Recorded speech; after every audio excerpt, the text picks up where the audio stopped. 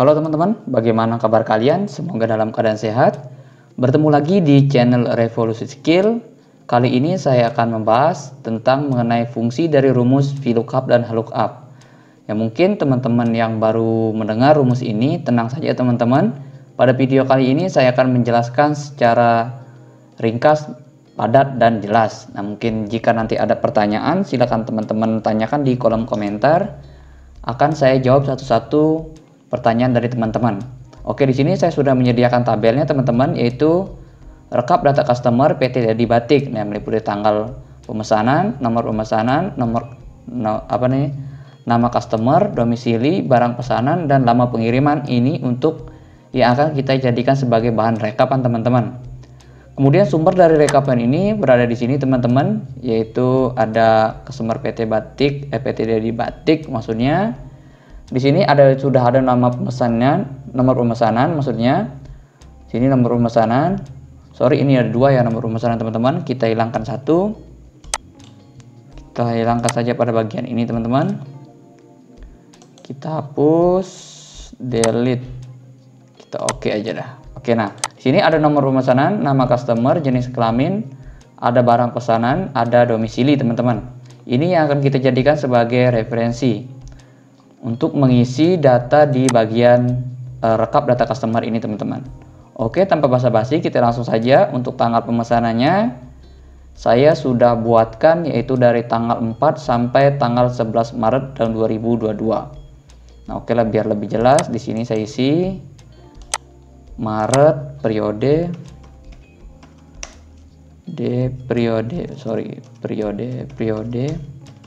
Maret 2022. Oke, biar tidak bingung teman-teman, ini dimulai pemesanannya itu tanggal 4 Maret sampai tanggal 11.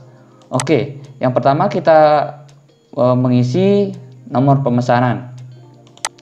Nah, jadi sebelumnya biar lebih teman-teman lebih bisa memahami, nanti saya jelaskan dulu ya. Di sini kan ada rumus yang kita pelajari yaitu tentang VLOOKUP dan HLOOKUP. Nah, jadi di sini bedanya teman-teman, kalau VLOOKUP ini sebenarnya kepanjangan dari vertical lookup. Nah, kalau di sini HLOOKUP ini kepanjangan dari horizontal lookup. Jika teman-teman bingung membedakan, maksudnya di sini adalah vertical lookup itu yaitu memanjangnya ke bawah teman-teman. Memanjangnya ke bawah, sedangkan kalau horizontal lookup itu memanjangnya ke samping. Seperti di sini saya sudah menyediakan tabelnya. Ada yang memanjang ke bawah, yang bagian ini teman-teman. Nah, nomor pesanan, nama customer ini memanjang ke bawah dia. Sedangkan untuk lama pengiriman ini memanjang ke samping datanya teman-teman, bisa kalian lihat. Nah, ini bedanya antara VLOOKUP dan HLOOKUP teman-teman rumusnya. Oke, kita langsung saja sekarang praktek. Kalau nomor pemesanan kita perhatikan di sini nomor pemesanan yaitu harus kita isi terlebih dulu teman-teman. Di sini kita isi manual saja. Umpama nomor pemesanannya itu dimulai dari D berapa ini? Kita lihat dulu teman-teman. Soalnya kita akan sesuaikan dengan di sini dari D2 sampai D1002 sampai D1009. Kita isi dulu di sini, kita acak aja teman-teman. Misalnya D1004 pertama kita ambil. Oke, kita drag dulu semuanya sampai 9, baru kita pakai D1002 seperti teman-teman. Kita drag ke bawah. Oke, kita acak aja seperti ini teman-teman biar nanti teman-teman bisa memahami. Oke, nah untuk nama customer ini kita akan sesuaikan dengan nomor pemesanan teman-teman, sehingga kita langsung saja masukkan rumusnya. Di sini kita menggunakan yang namanya rumus VLOOKUP karena nama customer di sini yaitu memanjang ke bawah, teman-teman. Vertical lookup. Oke, cukup jelas teman-teman. Kita gunakan sekarang rumus VLOOKUP. Ketik saja VLOOKUP. Lookup seperti ini teman-teman, kalian klik 2 kali. Nah, setelah itu di sini kalian klik bagian lookup value. Ini artinya sumber referensinya teman-teman. Jadinya gini, maksudnya gini. Nama customer ini kita akan berdasarkan nomor pemesanan ini teman-teman. sesuai dengan nomor pemesanan. Oke, sorry teman-teman, kita ulang. Kalian klik ini, setelah itu kalian koma. Nah, setelah itu masukkan tabel array. Tabel array ini maksudnya bagian tabel mana yang akan kita jadikan referensi teman-teman. Yang kalian akan jadikan referensi itu pada bagian tabel ini teman-teman.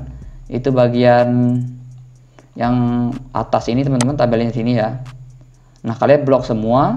Setelah kalian blok semua, jangan lupa kalian klik F4. Nah, ini tujuannya untuk mengunci selnya agar tidak kegeser nanti ketika terjadi pemindahan teman-teman. Oke, kemudian kalian klik koma. Nah, setelah itu ada muncul yang namanya call index 6. Call index 6 ini maksudnya teman-teman bagian kolom keberapa yang akan kita jadikan referensi atau mau diisi teman-teman. Maksudnya yaitu kita di sini kan ingin mengambil di bagian nama customernya itu bagian kolom kedua. Ini kan kolom 1, kolom kedua, 3, 4, 5. Jadi kita klik koma sudah, kemudian masukkan 2. Nah, setelah itu koma lagi teman-teman, baru kalian masukkan 0. Nah, oke, kalau sudah 0 kalian tutup kurung. Nah, 0 ini maksudnya sudah rumus baku teman-teman ya. Artinya biar apa yang kita inginkan itu yang akan muncul teman-teman. Setelah itu tinggal kalian enter. Nah, di sini akan muncul Ricky. Coba kita cek benarkah Ricky nomor pemesannya itu di D1004.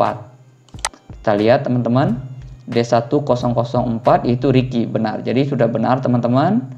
Kalau sudah tinggal kalian seret ke bawah. Ya, ini sudah kalian seret teman-teman.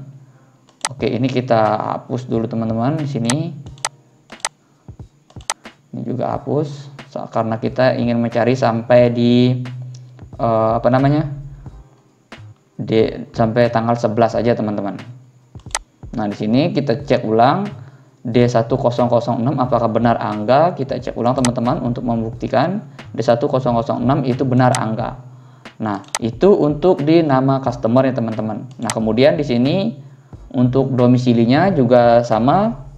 Karena di sini domisilinya memanjang ke bawah, jadi kita di sini pilih juga VLOOKUP.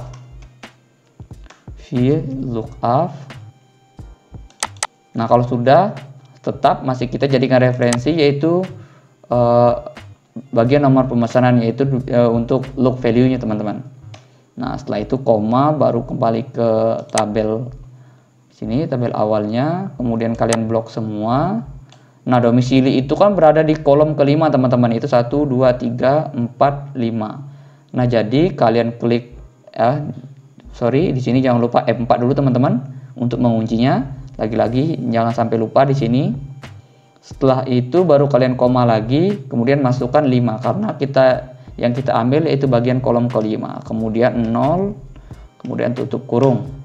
Oke, nah kita drag dulu ke bawah teman-teman. Nah, di sini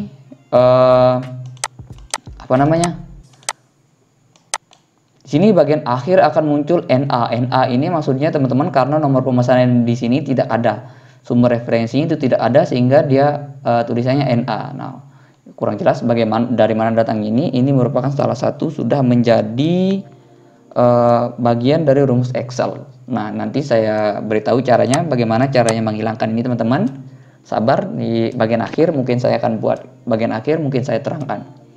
Oke, di sini sekarang untuk barang pesanan. Oh, lupa. Sorry teman-teman. Di sini kita juga lihat apakah benar Dewa ini domisilinya di Jakarta. Dewa di sini. Ya, benar. Dia di Jakarta domisilinya teman-teman. Jadi sudah benar rumusnya. Nah, setelah itu baru kita ke barang pesanan. Barang pesanan ini juga sama, kita menggunakan VLOOKUP, teman-teman. VLOOKUP. Setelah itu, kemudian kembali ke sheet 1. Sini barang pesanannya itu masih memanjang ke bawah, kita menggunakan VLOOKUP. Sorry teman-teman, di sini belum saya isi nampaknya. Nah, VLOOKUP nomor pemesanannya. Lookup value-nya sama, masih kita gunakan nomor pesanan. Setelah itu baru koma. Setelah itu baru ke sheet pertama, kita blok lagi semuanya teman-teman, baru F4. Nah, baru koma lagi. Setelah itu barang pesanan ini berada di kolom keempat teman-teman, 1, 2, 3, 4. Jadi kita masukkan 4. Setelah itu koma, 0, kemudian kalian tutup kurung teman-teman. Nah setelah itu baru kalian enter. Jadi nama pemesanannya sudah otomatis teman-teman. Cukup mudah ya kalau bekerja dengan menggunakan VLOOKUP. Nah jadi di sini saya tekankan lagi, jangan teman-teman hanya menghafal rumusnya. Jadi memang harus benar-benar memahaminya. Oke, sekarang lama pengiriman. Nah, di sini bedanya kalau lama pengiriman di sini bentuknya memanjang ke samping teman-teman. Artinya di sini memanjang ke arah horizontal. Nah, jadi di sinilah kita akan menggunakan yang namanya rumus VLOOKUP. Oke, cara kerjanya langsung saja teman-teman, kita pilih VLOOKUP. Dan kalian klik 2 kali. Nah, di sini sebagai lama pengiriman ini tabel referensinya itu apa namanya? Lookup value-nya itu menggunakan domisili teman-teman. Kita gunakan Bima domisilinya, teman-teman, kita gunakan domisilinya. Setelah itu koma, kembali ke set pertama. Nah, ini kan berdasarkan domisili, yaitu berdasarkan kota. Denpasar, Bima, Taram, ada Kalimantan, Jakarta, Sumbawa, dan lain sebagainya. Oke, di sini kalian blok dulu teman-teman. Nah, di sini kan ada 1, 2, 3, 4, ada 6 ya, 6 kota ya. Sesuai yang di atas ini teman-teman, ada 6, ada Denpasar, 1, 2, 3, 4, 5, 6, yaitu ada 6 jenis kota. Nah, setelah itu kemudian kalian F4 untuk menguncinya. Setelah itu kalian koma lagi. Nah, di sini kan yang kita ambil yaitu berada di baris kedua teman-teman ya. Ini bukan kolom lagi, dia memanjang ke samping disebut baris. Oke, yang kita ambilkan yaitu di bagian baris kedua, yaitu lama pengiriman. Ini baris pertama, baris kedua. Artinya kita klik 2, setelah itu koma, kemudian teman-teman masukkan 0, sama ini teman-teman. Kemudian kalian tutup kurung, setelah itu enter. Nah, jadi kita drag dulu ke bawah. Nah, jadi di sini Bima itu lama pengirimannya 2 hari teman-teman, sedangkan untuk Sumbawa 1 hari. Kita cek sekarang. Ya, Bima 2 hari dan untuk Sumbawa 1 hari. Sudah tepat rumusnya teman-teman di sini. Mungkin untuk di keterangan di VLOOKUP dan HLOOKUP sampai di sana teman-teman. Dan sekarang saya ingin mengajarkan bagaimana cara menghilangkan NA ini agar kalian tidak perlu menghapusnya teman-teman. Jadi caranya cukup simpel. Mama kalian klik 2 kali pada bagian rumus pertama ini teman-teman. Oke. Kalau sudah tinggal kalian masukkan di sini apa namanya? If. Sama dengan if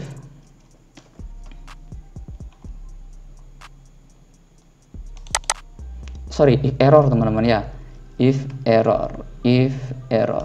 Nah, setelah itu baru kalian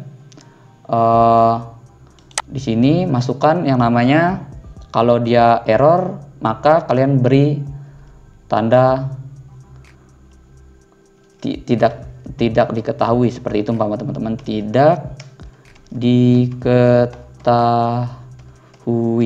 diketahui, kemudian balas tanda petik teman-teman, baru teman-teman tutup kurung.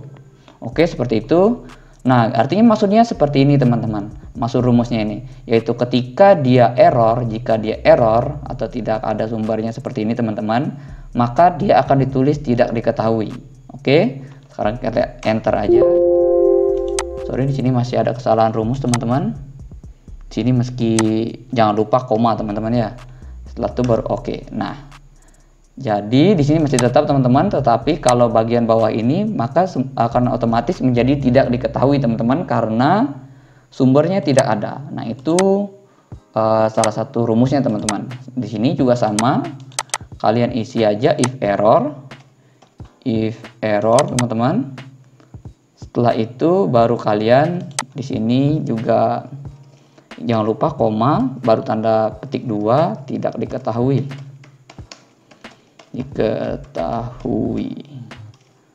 Oke, tanda petik 2 lagi teman-teman, kemudian balas kurung, kemudian enter.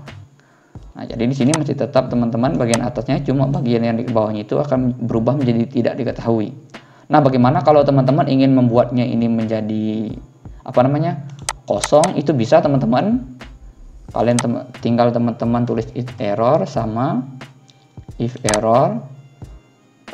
Setelah itu di sini koma, di sini tinggal tanda petik. Setelah itu tinggal balas tanda petik lagi teman-teman, karena kita akan mengisinya kosong, jadi tinggal balas kurung. Setelah itu enter. Oke, sekarang seret ke bawah. Nah, dia akan otomatis hilang karena yang kita tulis di keterangannya itu kosong. Nah, jadi kurang lebih seperti itu caranya teman-teman. Jika ada pertanyaan, silakan kalian tanyakan di kolom komentar. Saya akan jawab satu persatu pertanyaan kalian. Sampai jumpa di video saya yang selanjutnya.